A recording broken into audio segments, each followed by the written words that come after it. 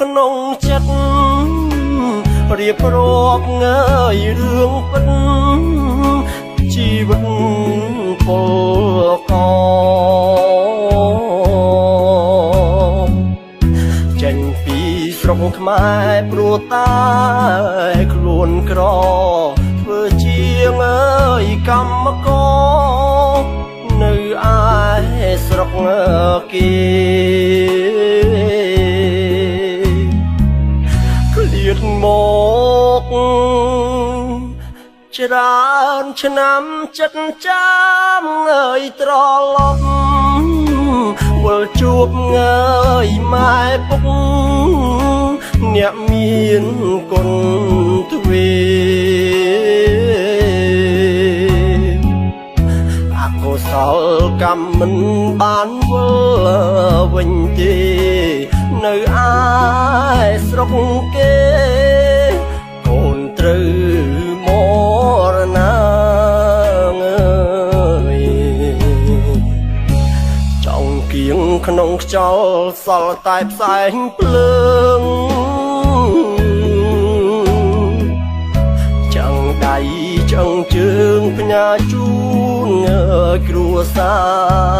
រអោអ្នកមានគុណសូមគុំសោកាធ្វើមិនដេចងើយវាសនាកម្មតាមប្រឡ័យកូនសូមលីហើយម៉ែអើយកុំយំសូមឈប់ងើយក្រៀមក្រំកុំនឹកកូនអីធ្វើមិនដេចជាតិនិងអាយុកូនខ្លីសង្ឃឹមងើយជាថ្មីរុំជុំគ្រួសារ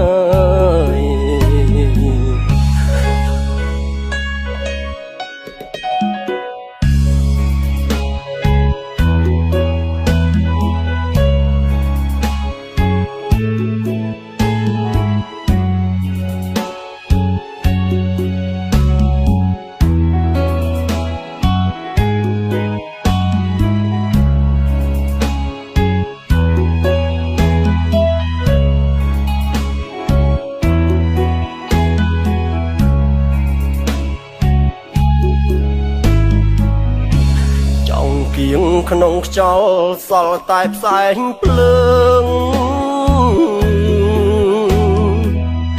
ចាំងដៃចាំងជើងផ្ញើជូនគ្រួសារអោអ្នកមានគុណសូមគុំសោកាធ្វើមិនដេចងើយវាសនាកម្មតាមប្រឡ័យកូនសូមលីហើយម៉ែអើយកុំយំសូមឈប់ងើយក្រៀមក្រំកុំនឹកកូនអីធ្វើមិនដេចជាតិនិងអាយុកូនខ្លីសង្ឃឹមងើយជាថ្មីរុំជុំគ្រួសារ